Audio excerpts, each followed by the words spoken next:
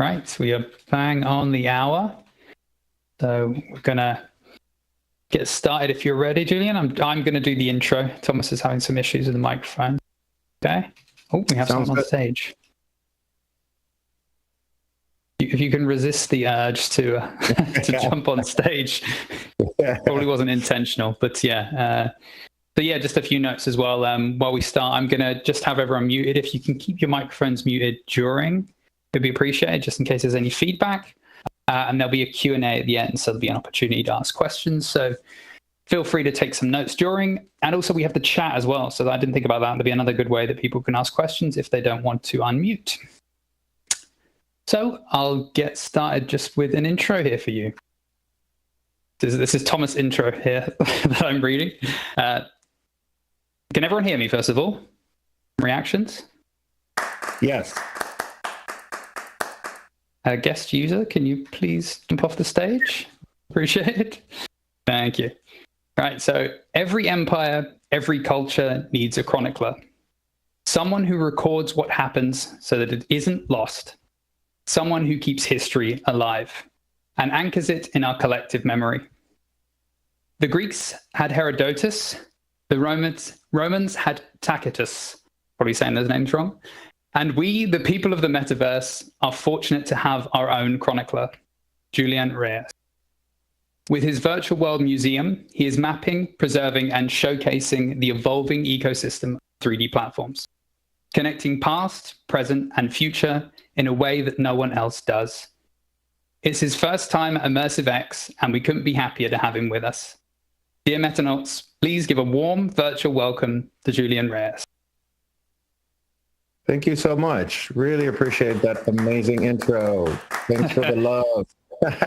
And thanks for IMMERSIVE X for inviting me to speak. This is the Preserving the Legacy of Digital Culture talk. My name is Julian Reyes.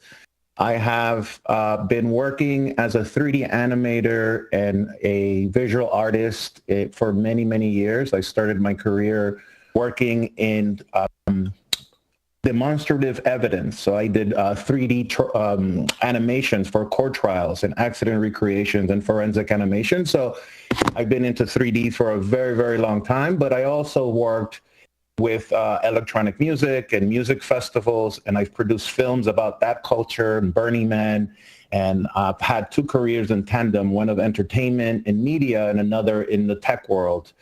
I work with Meta and their avatars team. I've worked in Cisco Systems at the height of the .com boom. I worked for Exponent doing failure analysis. So I have a really wide range of skills to pull from. And when I created the Virtual Worlds Museum, that wasn't really my intention. My intention was to visualize the metaverse. There was this conversation about what is the metaverse. And to me, the metaverse has always been a very simple definition. It's the amalgamation of all virtual worlds into one ecosystem. And what I want to invite you is take you on a journey of that exploration. This is an agenda of what we'll be discussing today. The first is the why is preservation important? I want to list some of these reasons. I want to talk about the past preservation efforts of other virtual world historians. Mapping the XR organizations are very important to me and some that I work with. Then I will walk through the Virtual Worlds Museum different facets, talk a little bit about our team and how you can get involved. Most importantly, I believe that the preservation is important for the cultural memory. How do you move forward in technology without first figuring out where you've been? I think that's always been a question that I've asked myself. And even when I worked on my films for electronic music, what I did is I curated artists that were specific to the angle of a spirituality in music, and we were curating those artists. And then now with technology in the metaverse, I believe that digital heritage is important to it prevents digital extinction. I mean, look what happened with alt space, right? A lot of those worlds were lost. A lot of those communities were dispersed, but now, they are actually reconstructing a lot of the worlds from alt space in VR chat. And there's a whole entire effort of recreating all those worlds. And I want to help them tell the story of alt space. If not, generations to come will not know the love and the traction and the community that was built in those in that platform. Technological continuity is also very important. By preserving the movement of technology, you get to capture these key innovations, and then you get to see what went wrong in some of these worlds, or what they could have done better, or how could they have pivoted in certain ways so other future worlds can learn from these mistakes. One thing that I've always said is we don't want to replicate the mistakes of social media. There's a lot of harm that these platforms have done. And what I want to do is really map the 3D virtual world landscape so we can understand it, first of all, and then help these new organizations of the future how to not create those mistakes of social media. And ethical responsibility is part of that, right? What is the collective knowledge so we can all have an accessible and just future for virtual worlds? So this whole project started with a talk that I did at AWE 2.5 years ago called Mapping the Web3 Immersive Platforms. And as I was trying to create this 3D visualizer of the metaverse, I realized that there were so many platforms that a lot of people didn't even know existed. So what I did is, with the help of the OMI group, which is the Open Metaverse Interoperability group, I created a GitHub tracking some of these virtual worlds. And then I work with a team of professionals in XR to help me chronicle some of these worlds. And I work with Aaron Nordstad and Ivo Heining and Steve Van Loon. And I also had some amazing advisors like Ben Irwin and Tom Bolstoff, and Carlos Austin helped us with the video series that we worked on. Now, the reason I share all of this information with you is that I wanted to really illustrate that this journey of trying to create a 3D visualizer of the metaverse was really intense, because I soon realized that as I am chronicling all these worlds, there were others before me, right? So I stand in the shoulder of giants, of others who have come before me and have done this and are still doing this, right? So I want to start with Bruce Dahmer. He's actually a colleague of mine, so I knew him from another industry, but he wrote a book called Avatars in the 90s, and he had a website tracking virtual worlds. Then Richard Bartle wrote the book that actually takes you step by step from the beginning of the HUDs that he helped co-create to all of the different eras of virtual worlds. And he just spoke at one of my events recently, and I highly recommend this book. It is called Designing Virtual Worlds, and he wrote this over 20 years ago, and now he rewrote it. So there's actually a second edition, volume 1, and he'll write volume 2. And I can't speak highly enough of this book, because game companies actually use the matrices in his book, and the psychology and philosophy and all of the things that game companies have been utilizing for years. A lot of it comes from this amazing book. Then in 2010, the Library of Congress actually worked with a lot of universities and Second Life to create a preservation of virtual worlds project. Again, this is one of these things that are kind of lost to history, and I just went through it and I started really researching deeper and deeper, and I met Henry Lowood, and he is the archivist for Stanford, and he gave me a lot of information and a lot of knowledge and continue this work. And one of the things that I remember the most is that he was very impressed what we did with the Spotlight video series, which I will talk about in a minute, because we really asked the question is, what were these communities doing? from an anthropological perspective, that's really the goal. The most important things to know is what are these, what are the communities engaging in? Is it a game world? Is it a community world? Is it art? What are these things? And we ask these questions in the Spotlight video series, right? As opposed to just focusing on the technology and what servers were used and what file formats. So that's something that I learned early on that's helped me in my voyage here. Then I want to mention Ryan Schultz, who is in the audience today. He is an academic, and he has been very essential in mapping virtual worlds. He has a Discord with a lot of people and engaged in his work, and I highly recommend his blogs. And I learned a lot from a lot of the research that he had done. And I also found that Wagner James Aoun of Near World Notes was collecting a lot of information. And his story is really compelling because he was an embedded reporter at Second Life when it first started, and he was actually interviewing avatars, right, in his lab coat like 20 years ago. And actually, we've built one of our exhibits in his land in Second Life, which is really amazing. And then also I want to mention Nick over at K0, the company Metaverse with a D, Metaverse. They've been actually mapping virtual worlds for a long time. So to me, these are kind of like the cluster of historians that have come before us and who are still working actively in preserving virtual worlds.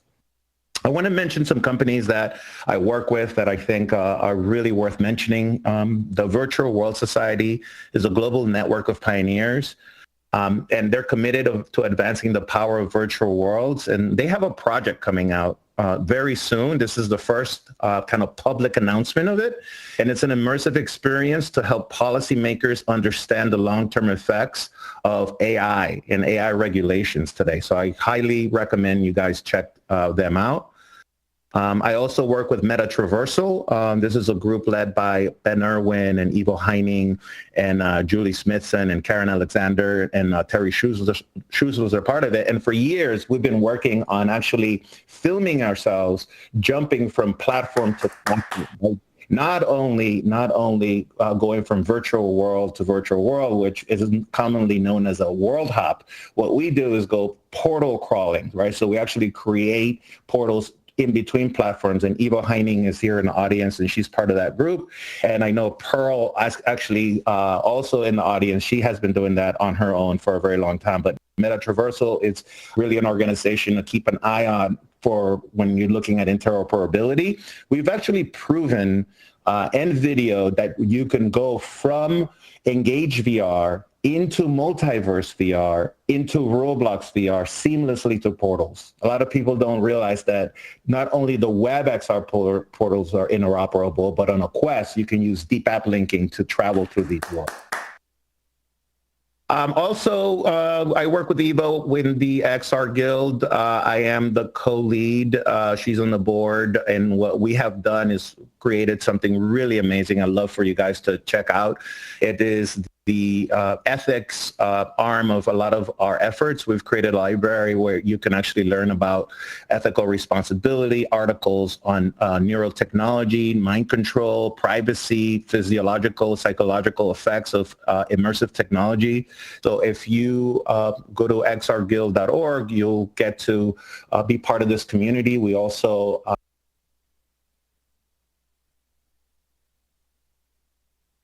work with a lot of events, and Charity, who's in the audience, is helping us create a timeline of XR terminology, which is really exciting. So now we get to the Virtual Worlds Museum. So as I mentioned earlier, my objective was really to map the metaverse, and I came to realize that there was just so many worlds that a lot of people didn't know existed, that I just kept on amassing this information. And I talked to Steve Van Loon, and I said, we need to create a container for all of this data. So we created the virtualworlds.museum. That is our URL, and it is dedicated to education, preservation, partnerships for XR ethics, and community building. So now I want to talk a little bit about the Spotlight video series, which I worked on with Ivo Heining, who's here, and Carlos Austin.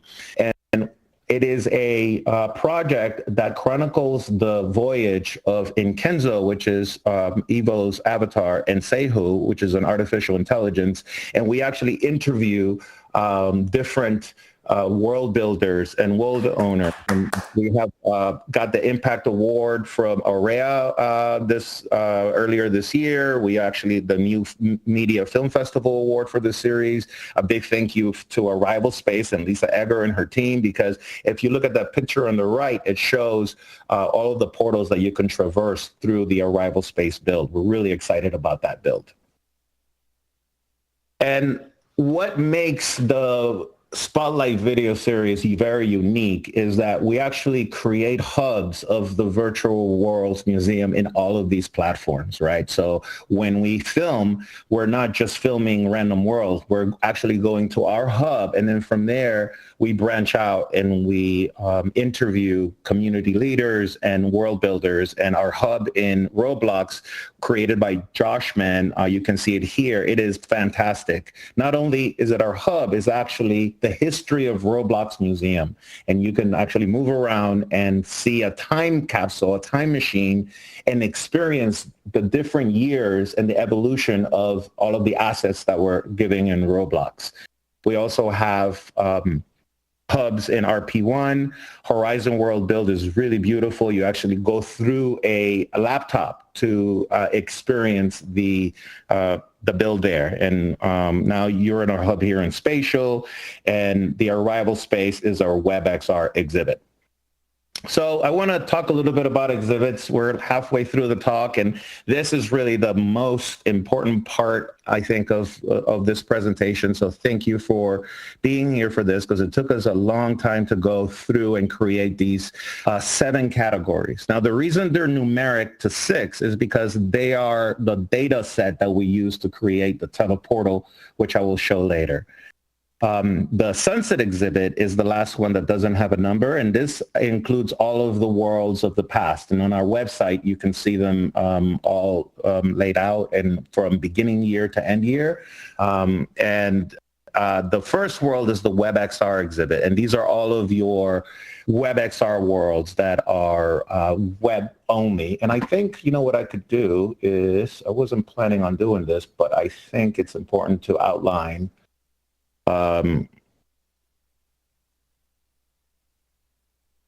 so you see the worlds here. These are your WebXR worlds, and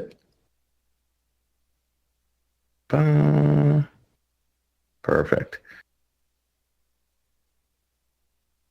And in our website, you can actually see all of the worlds that we've created on the drop-down, and you see all of your game worlds and specialized worlds. So just know that everything that I speak about here is open source. All of our research is here, and these are the sunset worlds that I spoke about.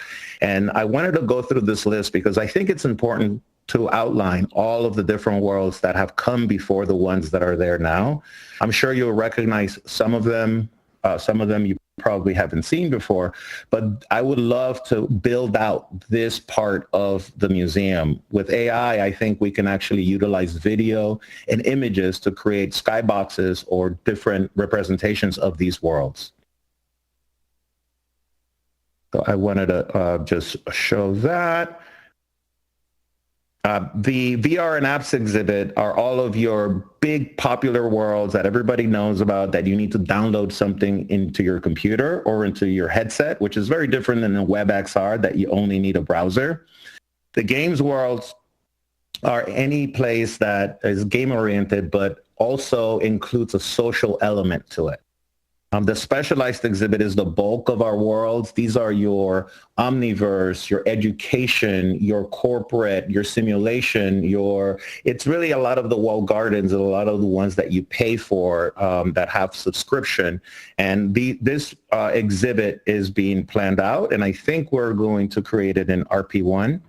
The open source exhibit is really, really amazing. These are the worlds that are completely created on their own behalf. They're not beholden by any big corporation. They use open source 3D world building tools. They spin up their own servers, and I've spoken at some of these worlds, and I consider them like the underground, more bespoke open source worlds, and we have not built an exhibit there yet, but we're planning. And then the in progress and the last one, and the most difficult to actually track, is the blockchain worlds, which some people refer to them as Web3, but we have chosen to call them blockchain. And Steve Van Loon and I, we actually opened up wallets and went in all of the different chains to actually validate their existence. And that was a lot of work because, there was a lot of, let's just say, unsavory virtual worlds in this batch. So this exhibit matrix is still evolving, and we are creating the Spotlight video series in correlation to this matrix. So we already finished the season 1, which is the WebXR exhibit. Right now we're filming the VR and apps exhibit, and then we're going to continue. So by the end of this, not only will we have the exhibits, but we'll have the Spotlight video series, which I consider to be video living artifacts of virtual world culture, which is, again, is extremely different than just having a list or a spreadsheet. We're actually going in and creating videos for all of these worlds. And now I want to show you the Teleportal. This is the first unveiling of a live screencast. The only other time that I've shown it live was at UC Berkeley about a month ago. And this Teleportal, what makes it completely unique than anything that's ever been created is that it is linked to our exhibit. So the middle node is the Virtual Worlds Museum, and the following node is the exhibit that we have outlined. So there's the open source exhibit, and then that's your games exhibit and so forth. And if I open it up, it self-organizes and it utilizes all of our data to actually generate a map of the metaverse. This is the first attempt at actually connecting all of the virtual worlds in 3D. Now, what makes it more than a map, and the reason we call it a teleportal, is that when you click on a world, it actually launches the world. So there's spatial, and you can traverse from the map. And then now I am actually in a spatial world. And I could actually walk into this presentation from the Teleportal, right? I'll give you another example, which I find really cool. There's the Frame VR. So if I click on Frame, it takes you to your to our Virtual Worlds Museum hub. And so now I have just teleported myself from the Teleportal into Frame. And now we can actually turn around and have an event here and so forth. Now, for the worlds that we do not have hubs in, then it opens up the website, right? So if you have, let's say, something like Immersed, then it opens up the website, and then you can actually download whatever you need in order to go into that world. This big cube over here, of course, is Roblox. And this takes you into the history of Roblox museum, and if you click on that, it'll launch the Roblox app. Thank you so much. So this is the first ever framework for the metaverse because it maps all the virtual worlds. Now, we did not create it with like UX and UI in mind. This is just the construct of all of our data. But from here, we can, talk about creating teleportals that are specific to the Quest, right? So the Quest apps, you can jump from there. Or what about personalized teleportals, where you put in your own URLs and you could traverse through your worlds?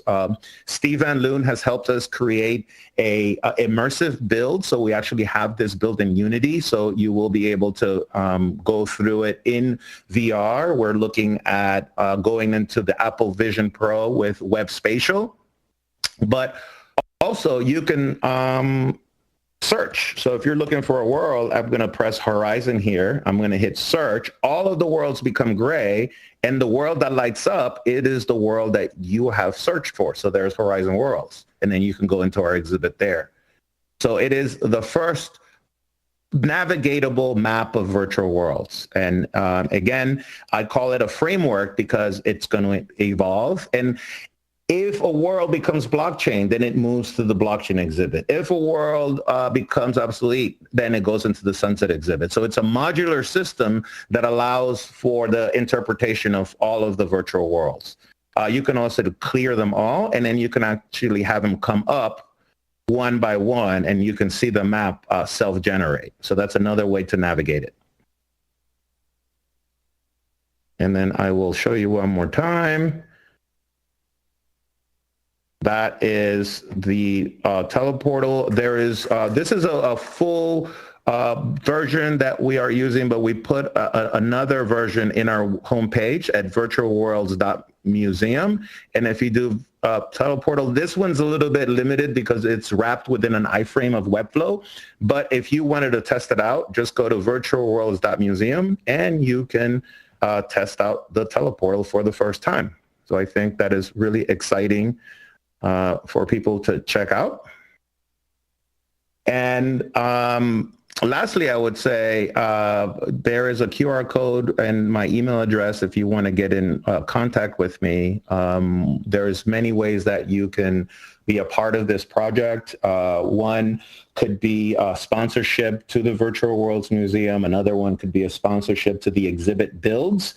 And what we're offering organizations and companies is something really, really unique. I'm not saying we're just going to put your name as a sponsor for an exhibit. We will actually create a virtual world that is a timeline of the company that sponsors us. So it's almost like a museum within a museum.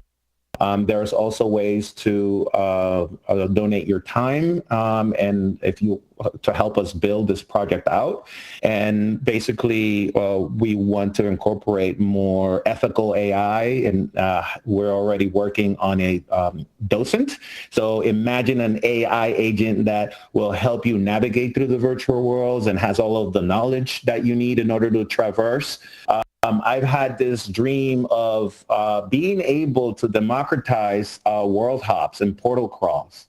Because traditionally, when you look at portal crawls, they're always organized by either the community builder or the world builder, but why not have a future where the visitors themselves can choose the platform and then choose a guide, right? Whether AI or whether a world builder, or and then create their own world hops. And I think that's a really interesting way of looking at the process, because when you have an AI agent and you have a group of people, then you don't end up just going into an empty world, right? You have community there, you can host events.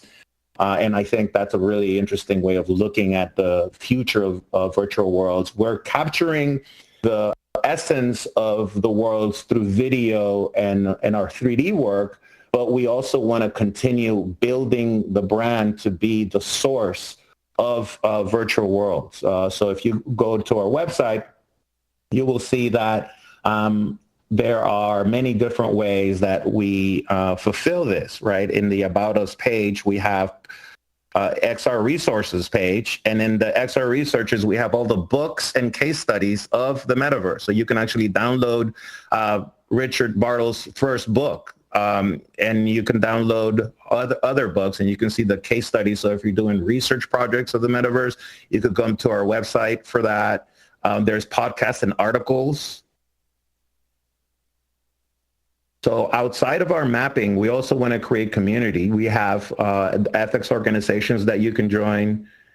So see the Virtual Worlds Museum as a vehicle to create a cohesive vision of the metaverse, right? I've always said that people kind of, when they say I'm in VR chat and I'm in the metaverse, to me, it's always like, I would redefine that, right? It's like you are in a part of the metaverse, right? The metaverse is a bigger whole. If I ask you, where are you, right? You don't say I'm in Earth, right? You say where in Earth you are. I'm in San Diego, or I'm in Australia, or I'm in some place, right? And that's what these virtual worlds are. The virtual worlds to me are like trees, and trees only become a forest when the mycelium at the bottom of the trees connect and they are able to feed each other and help each other. And that's the forest of the metaverse. And I see that vision of the only way that we can actually move our industry forward is for us to view it as an ecosystem and not as different parts and different silos. And with that, I welcome questions and I welcome your support. And the website is virtualworlds.museum.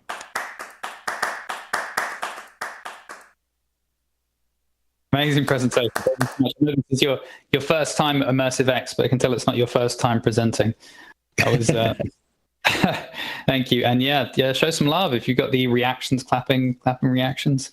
I find that the clapping reaction here is just so abrupt compared to other platforms. It's a really quick clap. But yeah, that was amazing. And coming from my perspective as well, being a world builder who's built on multiple different platforms, like seeing this tool available that you can just search through all these different worlds. And I've been on the website as well. I remember getting really excited. I think the first platform I was in, learned to build in was High Fidelity. And I know Somnium Space had a portal that you could portal into High Fidelity from Somnium Space. And I remember being really excited when I saw that. But yeah, this is amazing, incredible. Thanks so much for the presentation. And I have some questions, but I'll throw the questions out to you in the audience first before I take up the time. So if anyone has any questions, if you want to use, you can either use a reaction to ask a question. So if you, let's go with the thumbs up reaction. Got a question, and I can come round to you. I can't see name tags though, which is frustrating. Easier if I could see name tags. You can also walk up to the front. Yeah, that might be a bit clearer. Yeah, if you have any questions, feel free to stand where I'm standing here, and we'll just sort of form a sort of queue towards the front, and we'll kind of go one at a time if you have any questions. Ryan has a question. Ryan, right up the front. Is that a question, Ryan, or did you just jump forward? Let's unmute Ryan. I think you can unmute yourself. Can you hear me? Yes, we have you. We can hear you, Ryan. Okay, great. I just wanted to say, Julian, you have absolutely blown my mind by your presentation today and the work that you've been doing over the last 2.5 years. As you know, because I have a full-time paying job as an academic librarian, my love for the metaverse and my blogging about it has kind of taken a back seat over the last year or two. But I have been using this conference as my opportunity to get back into it again. And I am just absolutely blown away by the work that you guys are doing. And so I'm really, really happy that I could make it to the talk today. Thank you. Oh my God, that means a lot to me. I mean, your work is amazing. So thank you so much for saying that. It's fuel. It's the fuel that we need. So thank you. Okay, great. Well, thank you, Julian. I will follow up by email. Yeah, perfect. I would love to collaborate more. And I know that you're on my Discord as well. That's how I first heard about the conference. And I did talk with Carlos, and I did make my way into a few sessions today. I'm hoping to be able to pop into sessions on Wednesday and Thursday as well. Okay, that's it for me. Thank you. Perfect. Thanks. Thanks so much. Thanks, Ryan. And anyone else, don't be shy. If you have any questions, feel free to step forward. I can throw a question at you while we're waiting for other people to have questions. But my one is it's just in relation to basically what things do you think, what barriers are in the way for more companies and more platforms adopting this way of being, right? This way of being more open to allow people to jump between different platforms. Because I know you've got a lot of companies that kind of obviously don't want to share, right? They want everyone on their platform instead. So, but what are sort of the big things that you think kind of are getting in the way of having this more open to other platforms? Because I know you mentioned some that it's difficult to kind of portal to or to connect to.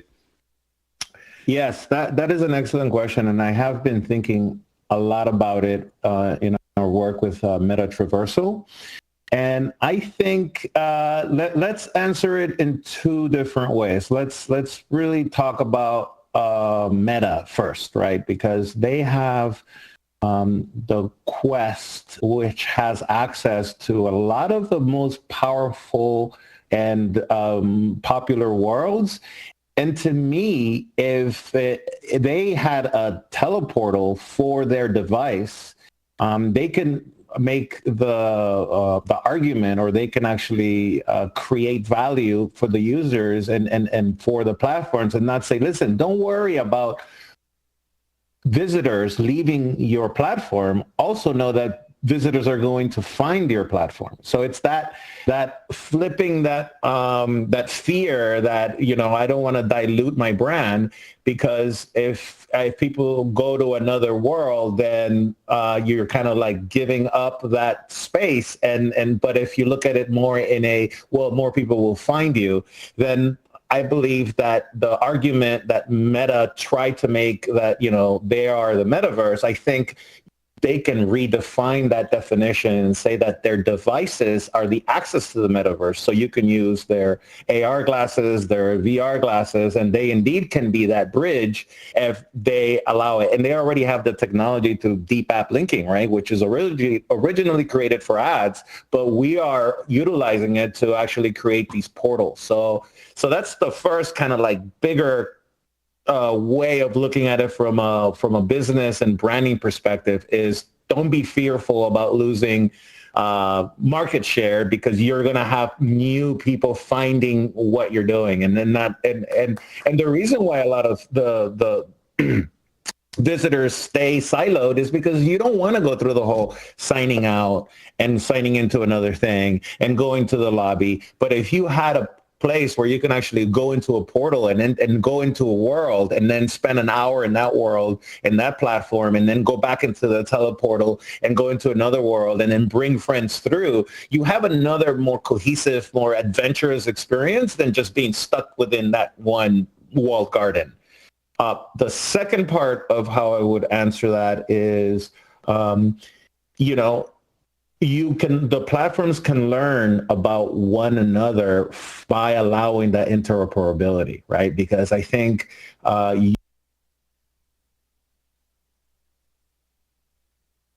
you will see that there, and it's like if you have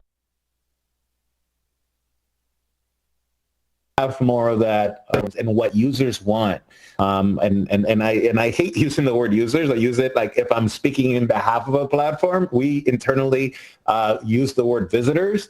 But that's really important, is that the learning that happens, right? The problem, though, that's not realistic, right? Because then, you think about the ROI and the market share, and they're trying to expand, and there's some big companies that had cutbacks. So I would say that because you want to listen to your visitors. If you're building something without your visitors in mind, you're going to fail, right? That's just what actually comes from all of this research, is that the more you pay attention to the people utilizing the platform, the more that it evolves in an organic way. It may not evolve as fast and as profitable as the stakeholders may want, but it ensures survival and it ensures permanence. And I think that is kind of my message for the platforms. It's like, you can't always think about profit, because you can have short-term profit and then die off, or you can kind of take your time and then work for something that's going to last for a long time. I mean, I give big props to Philip Rosedale for what he's done with Second Life. I mean, they're still evolving. They're still, a vibrant community. They have their ebbs and flows, but they're going for it. And I got to commend them for that. Yeah, that makes a lot of sense. It's the unfortunate thing that a lot of these companies are kind of not looking at it that way necessarily, as you say. They're just trying to keep the walls up, and they don't sort of see it as this could go, the other way for them, right? It can bring more people in if you allow that flexibility for people to move between worlds. Yeah, great. Thanks for answering that. Anyone else? Any questions?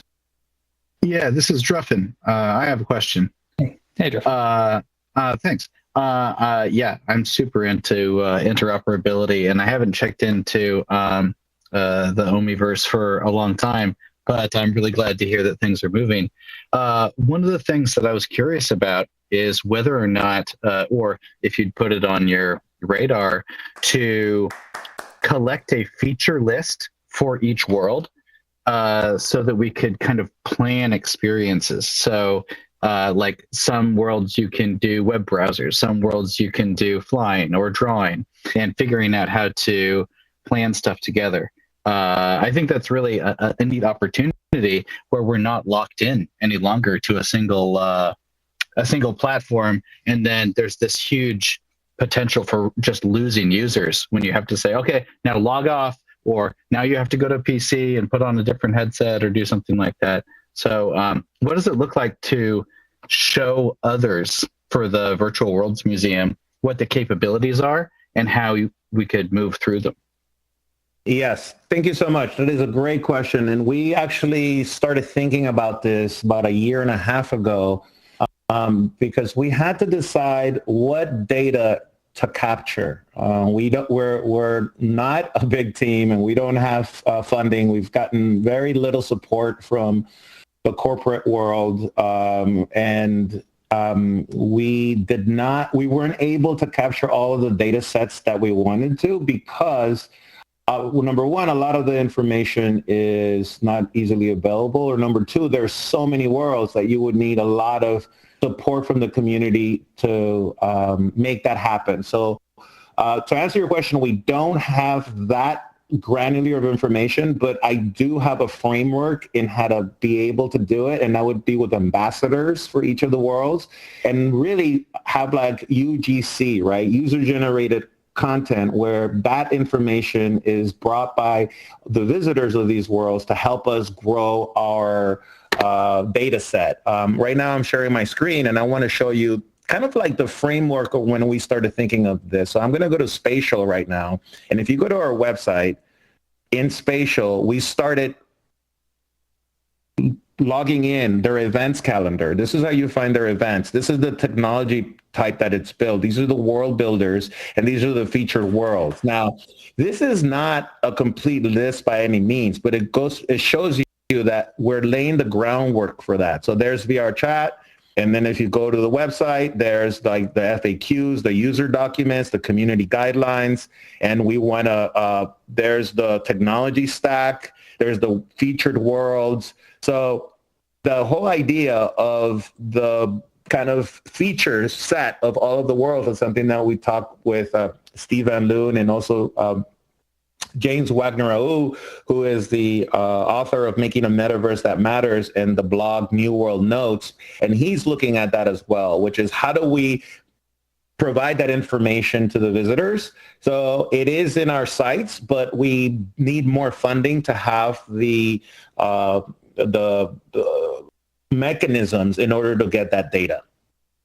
So here's Engage again, and then there's world builders, featured worlds, and ultimately what would be super cool is that if we would have portals in between these worlds from the website. So not only you can reach the world through the Teleportal, which is here on our website, but from each of our descriptions, you can find out the similarities of some of these worlds, and then you can click here, which worlds can you fly? Which worlds are blockchain? Which worlds are from the year 2010? Which worlds? And so the filtering system that you speak of is something that we are developing, but we would need more funding to build out. Oh, this is wonderful. Great work. Yeah, I know it's like not a simple task, but it's really tremendous to see all the good work that you've done. Great work. Thank you so much. Really appreciate it. Yeah, it'd be great. Like having I was thinking that as well, the filters for people to be able to search, where they can run their presentations, where they have the features that enable them to do that. Great for things like conferences as well, like this one. Yeah, exactly. And also like, Ready Player Me avatars, these are some of the entities that if they work with us, they are also part of the virtual world ecosystem, and all of their information can feed into the Teleportal, and we can help them bring visitors to their worlds and kind of look at it from that sense of an ecosystem, right? And I say that because a lot of people feel that the progression of immersive media is just not going as fast as possible, right? That's kind of the reality, the adoption of the devices. But what I say to that, and this is really important, is that, you know, if you look at the history of technology, right? If you look at it started with mainframes, and then it went to desktops, and then it went to laptops, and then it went to iPads and pads and the phone. And for you to think for 1 minute that the highest evolution of technology is that phone in your pocket, no, that technology doesn't stop there. Technology is going to keep on going. So for those that are in the industry that feel that, you know, that the device is too expensive or it's too heavy or whatever things, you know, that all will change because technology goes at its own pace, but it also goes leaps and bounds. And I strongly feel that the virtual worlds are the future of the way we interact. You know, the kids that were using Minecraft and Roblox and Fortnite, those are the leaders of the future. They're not going to want to use Zoom. They're not going to want to be stuck in video. They grew up building.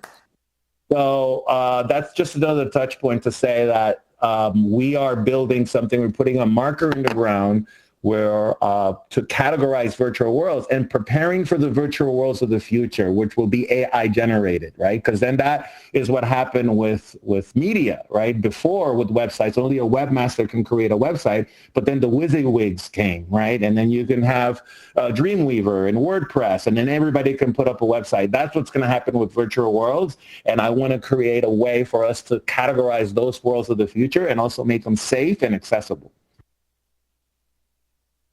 I mean, that's a great note to end on, I think, now, because are we at that time? We're at 47 minutes now. So, but yeah, I mean, beautiful note to end on.